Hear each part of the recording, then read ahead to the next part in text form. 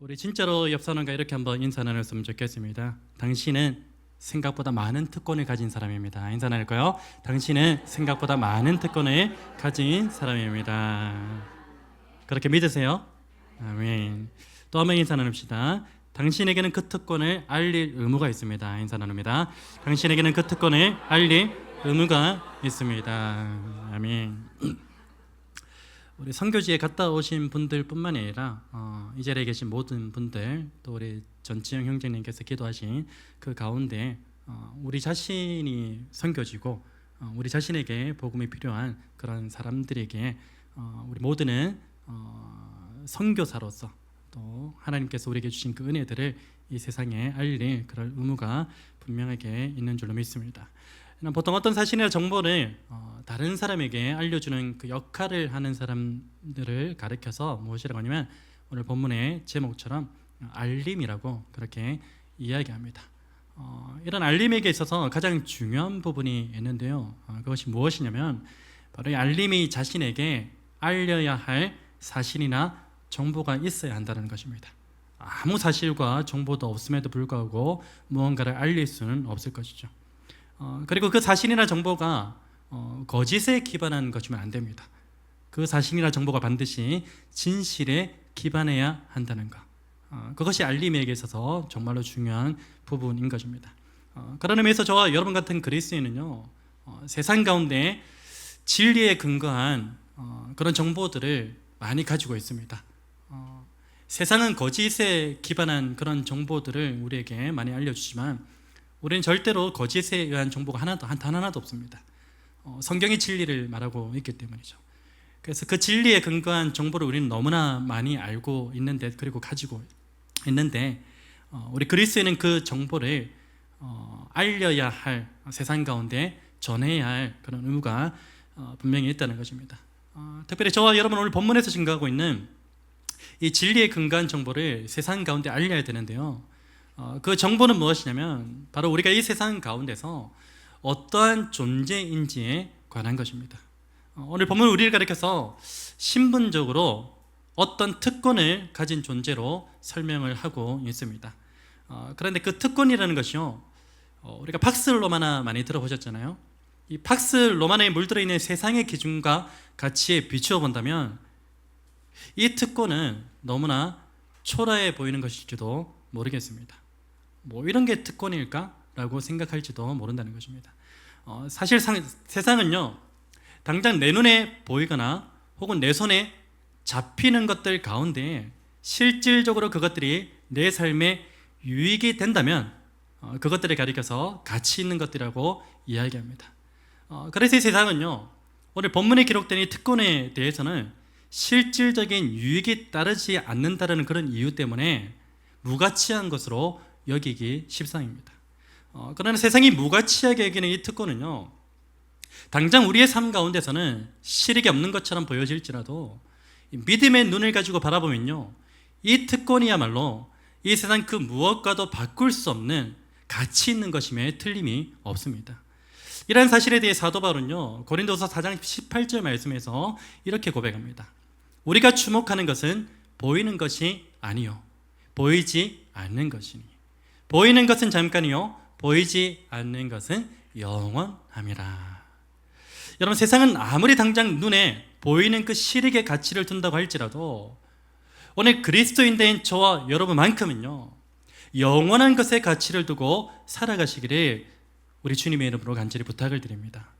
무엇보다 저와 여러분 모두가 오늘 본문이 증거하고 있는 이 특권을 가진 존재로서 그 특권 안에 있는 가치를 자신의 삶을 통하여 알리고 선포하게 되는 그러한 은혜가 있기를 주님의 이름으로 축복합니다. 여러분, 먼저 오늘 본문은요, 그리스도인이 가지는 신분적인 특권을 총 4가지로 정리를 하고 있습니다. 이 특권이라는 것은요, 이미 하나님께서 구약시대 가운데 당신의 백성들에게 신의 언약을 통하여 약속하신 것입니다. 그 약속하신 그것을 이 사도 베드로가 재정립한 거예요. 출애굽기 19장 4절 5절에서 보시면요, 하나님께서 이 당신의 백성들에게 약속하신 그 특권에 대해서 이렇게 증거하고 있습니다. 제가 읽어드리겠습니다. 세계가 다 내게 속하였나니 너희가 내 말을 잘 듣고 내 언약을 지키면 너희는 모든 민족 중에서 내 소유가 되겠고 너희가 내게 대하여 제사장 나라가 되며 거룩한 백성이 되리라. 여러분, 오늘 본문에서 증가하고 있는 이 그리스도인에게 주어진 특권과 시내산 언약에서 이 백성들에게 주어진 그 특권 가운데는요, 내용적인 부분에서는 상당한 동일점을 이루고 있는데 한 가지 차이점도 있습니다. 그 차이점이 무엇이냐면요, 하나님의 자녀들이 가지게 되는 이 특권이 무엇인지에 대한 내용은 동일하지만 그 특권을 가지게 되는 방법론적인 부분에서는 분명한 차이가 있다는 것입니다.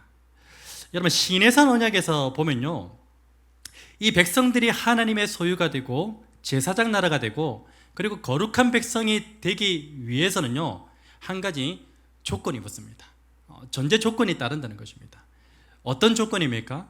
너희가 내 말을 잘 듣고 내 언약을 지킬 때에, 그때에 비로소 이 백성들이 하나님의 소유가 되는 것이고 제사장 나라가 되는 것이고 거룩한 백성이 되는 것입니다. 그 전제 조건이 따르고 있다는 것이죠. 그런데 오늘 본문에서 이 그리스도인들이 하나님의 택한 족속이 되고 그리고 왕같은 제사장이 되고 거룩한 나라가 되고 하나님의 소유된 백성이 되는 데는요, 이 구약시대와 달리 조건이 붙습니까? 조건이 따르지 않습니다. 다만 무엇이 따를 뿐이냐면 은혜가 따를 뿐입니다. 구약시대는 조건이 붙었다면 이 신약에 와서는 은혜가 따른다는 것입니다. 다시 말하면 오늘 본문에서 증가하는 이 특권은요, 인간의 연약함을 너무나도 잘 알고 계시는 그 하나님께서 예수 그리스도로 말미암아 오직 은혜로 주셨다는 겁니다. 우리에게 그 특권을. 구약시대는 그 특권을 얻으려면 하나님의 말씀을 잘 듣고 그 말씀을 지킬 때 그 특권이 자신에게 주어졌는데, 오늘 신약시대는 오직 예수 그리스도를 통해서 내 삶이 어떠하든, 내가 어떠한 삶의 방향을 걸어가고 있든지 연약하든지 혹은 강건하든지 관계없이 오직 은혜로 주어졌다라는 것, 그것이 구약에서 누리는 특권과 신약에서 누리게 되는 그 특권의 차이점이라는 것입니다. 에베소서 2장 8절 말씀에 보시면요, 이런 말씀이 있습니다. 너희는 그 은혜에 의하여 믿음으로 말미암아 구원을 받았으니 이것은 너희에게서 난 것이 아니요 하나님의 선물이라. 오직 은혜입니다. 오직 은혜를 통하여서 그 특권이 우리에게 주어졌다는 것입니다. 여러분, 이제 그리스도인에게 오직 은혜로 주어진 이 신분적인 특권 4가지에 대해서 살펴보기를 원하는데요, 그리스도인에게 오직 은혜로 주어진 그 신분적인 특권 첫 번째는 무엇이냐면 바로 하나님의 택한 족속이 되었다는 것입니다. 이게 신분적인 특권 첫 번째입니다. 여러분, 여기서 택하였다라는 단어는요, 종교적인 의미로만 사용되는 단어입니다. 제가 여기서 누군가를 택하였다라고 이야기할 때 그 단어를 사용하지 않아요. 종교적인 의미로서 더 디테일하게 설명하자면 하나님께서 누군가를 택하셨을 때 신적 의미로서만 그렇게 사용되고 있다는 것입니다.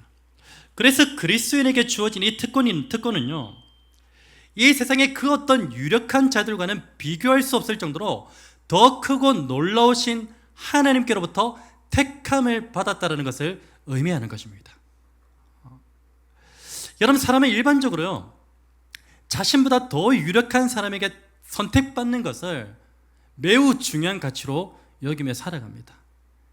예를 들면요, 회사원이라면 누구라도 어떤 선택을 받기 원합니까? 회사의 최고 경영자에게 선택받기를 원합니다. 그 최고 경영자에게 선택받아서 높은 자리에 오르는 것을 중요한 가치로 여기며 살아갑니다. 또한 정치인이라면 어떻습니까? 누구든지 대통령에게 선택받아서 장관급 인사에 오르는 것을 최고의 영광으로 생각할 것입니다. 우리 역시도 그렇지 않겠습니까? 우리 역시도 일상 가운데서 어떤 영향력 있는 사람이 자신을 선택해 주기라도 하면요, 어떤 감정이 생기죠? 왠지 모를 기쁨과 행복감을 느끼게 됩니다. 선택하는 것 아니더라도 그냥 그 유력한 사람이 나의 이름을 불러주는 그것 것만으로도 우리는 기뻐하고 행복함을 누리게 됩니다. 여러분, 그런데 하물며 이 세상 그 어떤 권세자들이나 지식인들이나 유명인들보다 더 크고 놀라우신 그 하나님께서 오늘 저와 여러분을 택하셨다는 그 사실 앞에서 우리 모두는 어떻게 해야 되겠습니까? 기뻐 뛰며 춤추고 찬양해야 되는 것이 마땅하지 않겠습니까? 여러분, 하나님께서는요, 오늘 저와 여러분의 신분이 어떠하든지, 경제력이 어떠하든지요, 학력이 어떠하든지, 성품이 어떠하든지요, 그것과는 무관하게 오직 당신의 그 은혜로 저와 여러분을 택하셨다는 그 사실을 잊지 않으셨으면 좋겠습니다. 그리고 하나님께서는요, 이 아브라함의 육체적 혈통으로서 이 이스라엘 백성들을 선택하신 것처럼 오늘 저와 여러분을 예수 그리스도로 말미암은 영적 혈통으로서 당신의 자녀로 택하셨다는 그 사실도 잊지 않으셨으면 좋겠습니다. 여러분, 그래서 오늘 저와 여러분 모두가 이 하나님의 택한 족속이라는 그 사실에 대해서 이 세상 것들과는 비교할 수 없는 아주 큰 특권으로 여기시고 그 특권을 온전히 누리며 살아가게 되기를 우리 주님의 이름으로 축복합니다. 여러분, 그리스도인에게 오직 은혜로 주어진 그 신분적인 특권 두 번째는 무엇입니까? 바로 왕같은 제사장이 되었다는 것입니다. 여러분, 여기서 왕같은 제사장이라는 그 신분은요, 어떤 신분이냐면 왕과 제사장 직분을 동시에 가지고 있는 것을 말합니다. 여러분, 그런데 본래 구약의 역사를 보시면 잘 아시겠지만 왕과 제사장의 직분은 동시에 가질 수 있는 직분입니까? 그럴 수 없는 직분입니다. 철저하게 분리된 직분으로 구분하고 있습니다. 그러나 오늘 본문에서는 무엇이라고 이야기합니까? 우리 그리스도인들이 가르쳐서 너희는 왕인 동시에 제사장 직분을 가진 왕같은 제사장이라고 그렇게 증거하고 있습니다. 구약에서는 절대 일어날 수 없는 그 일들이 오늘 신약에서는 너희가 왕같은 제사장이라고 왕의 직분과 제사장의 직분을 동시에 가지고 있다고 우리에게 선포하고 있는 것입니다. 여러분, 이러한 사실은요, 마치 성경이 모순된 것처럼 비춰지기도 합니다. 그렇지만 실제 구약에서 왕같은 제사장의 인물이 한 사람 등장하죠. 누구인지 혹시 기억하십니까? 힌트를 드리자면 그 사람은 살렘 왕입니다. 누구죠? 멜기세덱입니다. 멜기세덱이 왕같은 제사장으로서의 그 신분을 가지고 있었습니다. 여러분, 성경은 멜기세덱을 가리켜서 이렇게 증가합니다. 히브리서 7장 1절 말씀인데요, 이 멜기세덱은 살렘 왕이요 지극히 높으신 하나님의 제사장이라. 왕인 동시에 제사장의 직분을 가지고 있음을 증거하고 있는 것입니다. 그리고 히브리서 7장 2절 3절 말씀에 보시면요, 이렇게 말씀합니다.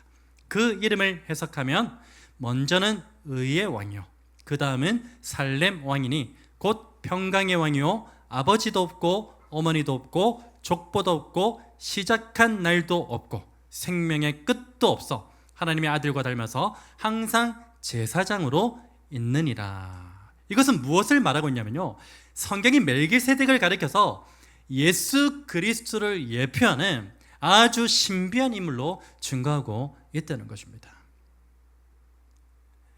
예수 그리스도로 예표하는 그 멜기세덱이 왕같은 제사장의 그 직분을 가지고 있었다면 그 신비로운 인물을 가리켜서 또한 우리를 왕같은 제사장이라고 그렇게 오늘 본문이 증거하고 있는 것입니다. 여러분, 그래서 오늘 본문에서 증거하는 왕같은 제사장이라는 그 특권은요, 오늘 저와 여러분이 왕같은 제사장의 본질 그 자체이신 예수 그리스도와 연합을 이루는 그 존재로서 이 세상 가운데 왕의 지위를 가진 의로운 통치자로 살게 됨과 동시에 또 어떤 삶을 살게 됩니까? 제사장의 지위를 가진 예배자의 삶을 살게 되었다는 것을 의미하는 것입니다. 그게 왕같은 제사장이에요. 그러니 사실 우리는요, 우리에게 주어진 이 특권을 온전히 누리며 살아갑니까?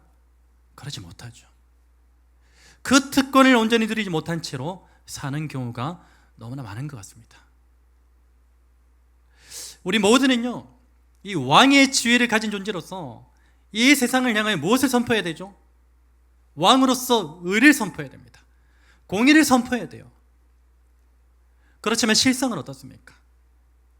왕으로서 이 세상을 향하여 의와 공의를 선포하는 것이 아니라 세상에 충직한 신하로서 세상의 명령에 굴복하여 온갖 불의와 타협하며 살아가고 있는 그 모습이 오늘 저와 여러분의 모습 아니겠습니까? 왕의 모습이 없어요. 그저 세상에 충직한 신하의 모습만 남아있는 것이 오늘 저와 여러분의 실질적인 모습이 아닌가 싶습니다. 여러분, 또한 우리는 어떻습니까?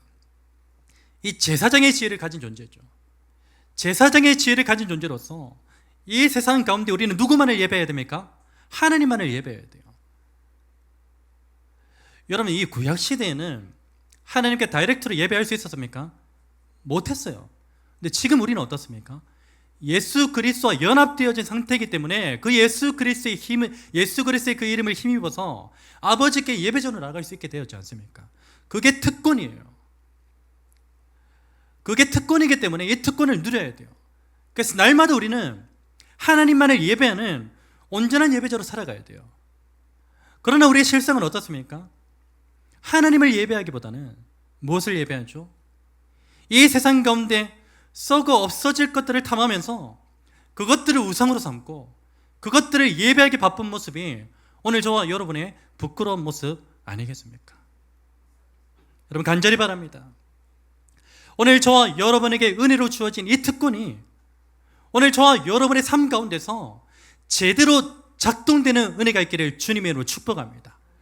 그래서 이 특권이 제대로 작동되어져서 이제는 세상에 굴복하여 적당히 타협하는 세상에 충직한 그런 신으로서의 삶이 아니라 예수 그리스도와 연합된 존재로서 왕의 지위를 가진 자답게 이 세상 가운데 의와 공의를 담대히 선포하며 살아가시는 저와 여러분의 복된 인생 되시기를 주님의 이름으로 축복합니다.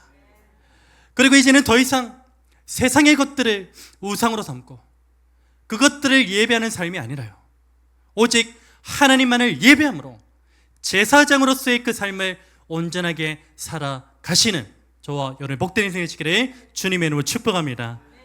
여러분, 그리스도인에게 오직 은혜로 주어진 신분적인 특권 세 번째는 무엇입니까?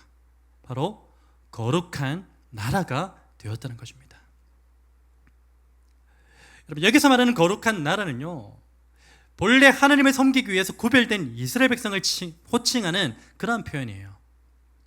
그래서 이 호칭은요, 이 시대의 그리스도인들이 이 세상 가운데서 구별되고 성별된 삶을 살아야 한다는 그런 의미가 담겨져 있는 것입니다. 그리고 성경에서 말하는 거룩은요, 곧 구별됨이라는 것을 이야기하는데, 이 구별됨은 디테일하게 말하자면 무엇을 뜻하냐면 다른 무언가와 섞이지 않아야 된다는 것을 의미합니다. 구별됨이 뭐라고요? 거룩함이 뭐라고요? 다른 무언가와 섞이지 않아야 된다는 것. 그게 구별됨이라는 겁니다. 그게 거룩함이라는 것입니다. 여러분, 실제로 하나님께서는요, 당신의 백성들의 그 거룩함을 강조하시면서 성경 곳곳에 율법의 예시들로 섞이지 말아야 할 것을 말씀해 놓으셨어요. 예를 들어서 한 두 가지 정도 말씀을 드리자면, 레위기 19장 19절 말씀해 보시면 이런 말씀이 있습니다.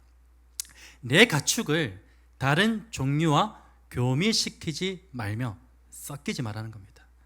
내 밭에 두 종자를 섞어 뿌리지 말며, 여기서 섞이지 말라고 하죠. 두 재료로 직주한 옷을 입지 말라, 섞이지 말라는 겁니다. 그리고 신명기 22장 9절에서 11절 말씀을 보시면요, 이런 말씀이 있어요. 내 포도원에 두 종자를 섞어 뿌리지 말라.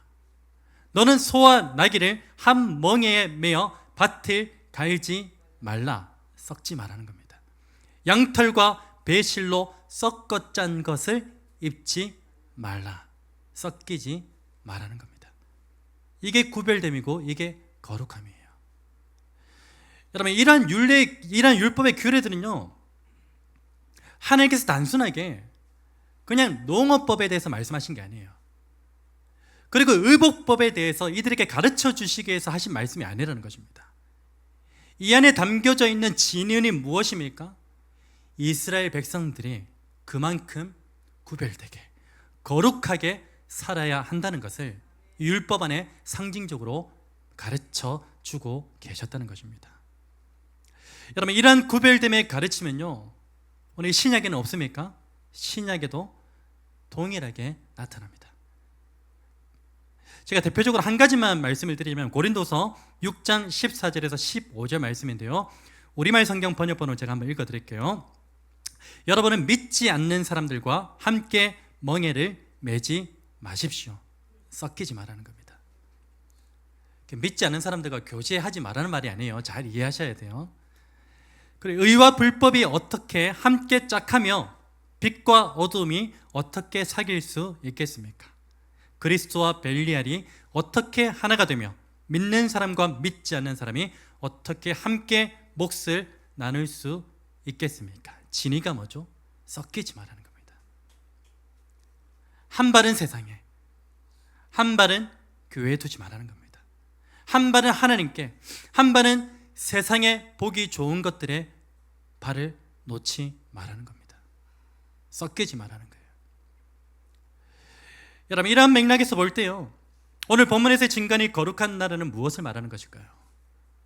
바로 이 시대를 살아가는 그리스도인들이 하나님과 재물을 겸하여 섬겨서는 안 된다는 것입니다.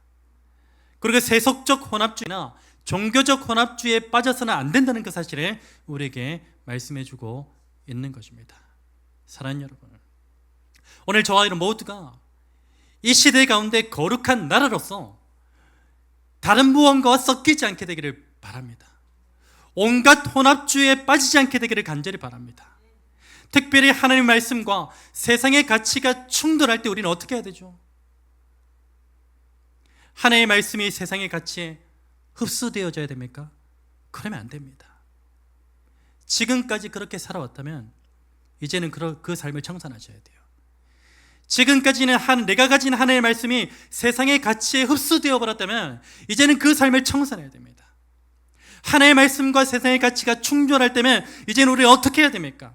하나님의 말씀이, 내가 가지고 있는 그 하나님의 말씀이 세상의 가치를 완전히 깨뜨려 버려서 오늘 저와 여러분의 삶 가운데 하나님의 거룩하신 말씀만이 우뚝 서게 되기를 주님의 이름으로 축복합니다. 그래서 오늘 저와 여러분 모두가 거룩한 나라로서 살아가는 그 모든 자들에게 주어지는 모든 영적 유익함을 온전히 누리며 살게 되기를 주님의 이름으로 축복합니다. 그리스도인에게 오직 은혜로 주어진 신분적인 특권, 마지막 네 번째는 무엇입니까? 바로 하나님의 소유가 된 백성이 되었다는 것입니다. 여러분, 하나님의 소유가 된 백성이라는 것은요, 성경을 종합적으로 고려해 볼 때에 이런 의미가 담겨져 있습니다. 잘 한번 들어보십시오. 하나님께서 당신의 소유로 삼으신 그 백성은 악으로부터 모든 환난에서 건지시고 심판날까지 보존하고 지키셔서 끝내 구원에 이르게 하신다. 그 의미가 담겨져 있습니다. 하나님의 소유된 백성이에요. 하나님께서 당신의 소유를 한번 삼으신 그 백성은요, 절대 버리지 않으세요. 끝까지 구원을 이루어 가십니다. 때로는 우리가 악의 길에서 벗어나지 못하고 있을 때에도 강권적으로 끄집어내세요. 끄집어내어서 다시금 생명의 길로 가게 하셔서 끝내 구원을 이루세요. 그게 하나님 아버지세요. 오늘 저와 여러분을 당신의 소유로 삼으신 그 아버지의 마음입니다. 여러분, 아마도 여기 계신 부모님들이라면 이 하나님의 소유된 백성이라는 것이 어떤 의미를 담고 있는 것인지 충분히 이해가 될 거예요. 저는 사실 부모가 된 적은 없습니다. 부모가 된 적이 있으면 이상한 거죠. 부모가 되어본 적은 없지만요, 지난 1년간 이 강아지라는 이 생물을 제가 케어를 하면서 하나님 아버지께서 저와 여러분을 향하신 그 마음이 무엇인지에 대한 인사이트, 그 인사이트를 상당히 많이 얻고 있는 편입니다. 제가 현재 케어하고 있는 강아지는요, 모든 게 길쭉해요. 목도 길고 다리도 길고 몸도 길고 다 길어요. 제가 한번 교회에 강아지를 데리고 왔을 때 누군가 이 강아지를 보고 망아지 같이 생겼대요. 예, 거기에 저는 상처받지 않았어요. 망아지 같이 생겼다는 게 뭐 조금 부정적인 그런 뭐 좀 이미지인 것 같아요. 누군가의 망아지 같이 생겼다라고 우리 강아지를 보고 그렇게 이야기를 해도요, 제 눈은 어떨까요? 정말로 이쁘고 귀여운 강아지로 보여요. 여러분, 그리고 이 강아지는요, 잠이 올 때면요, 제 곁에 와서 어리광을 부립니다. 잠이 올 때만 그렇습니다. 깨어 있을 때는 너무나 두렵습니다. 깨어 있을 때는 어떻게 하냐면요, 그 어떤 강아지들보다 에너지가 넘칩니다. 그래서 온갖 말썽을 부리기도 합니다. 여러분, 그렇다고 해서 제가 이 강아지를 파양하겠습니까? 저는 한 번도 파양해보겠다는 그런 생각을 해본 적이 없습니다. 그리고 저는 이 강아지가 밥은 잘 먹고 있는지, 물은 잘 먹고 있는지, 어디 아픈 곳은 없는지 부단하게 살피면서 이 강아지가 죽는 그날까지 책임을 다해서 케어하려고 합니다. 여러분, 제가 한낱 미물에 불과한 이 강아지에 대해서도 이러한 마음인데, 끝까지 책임지겠다라는 그 마음인데, 하물며 당신의 독생자 예수 그리스도의 피값으로 자녀 삼으신 오늘 저와 여러분을 향한 그 아버지 하나님의 마음은 어떠하겠습니까? 비교될 수 없겠죠. 여러분, 오늘 저와 여러분의 아버지 되신 그 하나님께서는요, 우리가 잠시 생명의 길을 떠나서 악한 길 가운데 올무에 걸려 넘어져 있을 때면요, 이미 우리에게 다가와 손 내밀어 일으켜 주시는 분이십니다. 그리고 그 하나님께서는요, 때때로 우리가 하나님의 말씀에 불순종하며 온갖 말썽을 부릴 때에도 아버지와 자녀의 관계를 끊지 않으시고 끝까지 인내함으로 저와 여러분을 기다려 주시는 분이십니다. 무엇보다 이 하나님께서는요, 오늘 우리 가운데 단 한 사람이라도 그 구원에서 떨어지지 않도록 지금도 우리의 구원을 위해서 쉬지 않고 일하고 계시는 분이십니다. 여러분, 하나님께서 오늘 저와 여러분에게 이렇게까지 하시는 그 이유가 무엇일까요? 바로 오늘 저와 여러분을 당신의 소유된 백성으로 삼으셨기 때문인 줄로 믿습니다. 그 특권을 오늘 저와 여러분은 가지고 있고요, 그 특권이 우리에게 있다는 그 사실이 얼마나 큰 축복인지 모르겠습니다. 여러분, 오늘 저와 여러분 모두가 이 특권을, 자녀된 특권뿐만이 아니라 앞서 나누었던 네 가지 모든 특권을 단 하나도 빠짐없이 온전히 누리시는 은혜가 있기를 주님의 이름으로 축복합니다. 마지막으로 하나님께서 오늘 저와 여러분에게 이 본문에서 증가하는 신분적인 특권 이 네 가지를 누리게 하시는 그 이유가 있습니다. 왜 우리에게 그 특권을 누리게 하시는가? 그것은 바로 그 특권을 우리만 누리지 말고 세상을 향하여 알리고 선포하게 하시기 위함입니다. 오늘 본문 9절 중반부 말씀이죠. 이는 너희를 어두운 데서 불러내어 그의 기이한 빛에 들어가게 하신 이의 아름다운 덕을 선포하게 하려 하심이라. 아멘. 여러분, 저와 여러분은요, 그리스도의 빛이 우리 가운데 비추이지 않았다면 여전히 어떤 존재로 살고 있을까요? 여전히 어둠 가운데서 헤매이는 존재로 살고 있을 것이 뻔합니다. 그리고 하나님의 자녀로서 누리는 이 신분적인 특권을 어느 것 하나 누리지 못하는 그러한 존재로 살고 있을 것이 뻔합니다.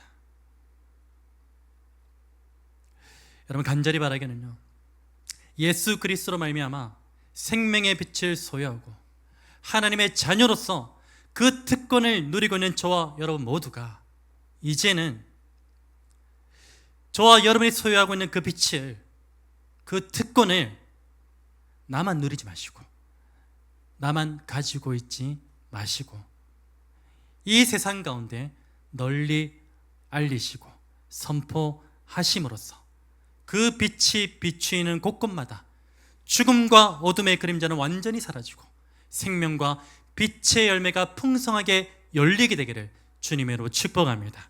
그 역사의 현장이 오늘 저와 여러분이 속해 있는 가정이 되기를 주님으로 축복합니다. 그 역사의 현장이 오늘 저와 여러분이 속해 있는 직장이 되기를 주님으로 축복합니다. 그 역사의 현장이 오늘 저와 여러분의 삶의 모든 터전이 되기를 우리 주 예수 그리스도의 이름으로 축원합니다. 여러분, 우리 선교팀과 선교를 다 마치고 무사히 이곳으로 돌아왔습니다. 선교를 나가기 전에는 부르심에 관해서 말씀을 나눴고요. 이제는 부르심을 받은 자로서 또 우리가 누리고 있는 신분적인 특권이 무엇인지 깨닫고 그 특권을 우리의 삶 가운데서 온전히 누리고 누림에만 머물러 있는 것이 아니라 그 누림의 은혜를 내 친구들에게, 믿지 않는 내 가족과 형제들에게, 직장의 동료들에게 온전히 알리고 선포할 의무가 생겼다는 그 사실을 반드시 기억하셔서, 하나님의 말씀을 들었잖아요. 그런 의무가 있다는 것, 우리가 책임과 의무를 다해야 되는 분명한 사실입니다. 그것을 반드시 우리의 삶 속에서 풍성한 열매로서, 단 하나의 열매라도 하나님 보시기에는 풍성한 열매입니다. 그 사실을 기억하시고 단 하나의 열매를 위해서 오늘 저와 여러분이 가진 그 빛과 그 특권을 만방에 알리고 선포하시는 복된 인생 되시기를 우리 주 예수 그리스도로 축복합니다. 우리 말씀 기억하시면서 함께 찬양하기를 원합니다.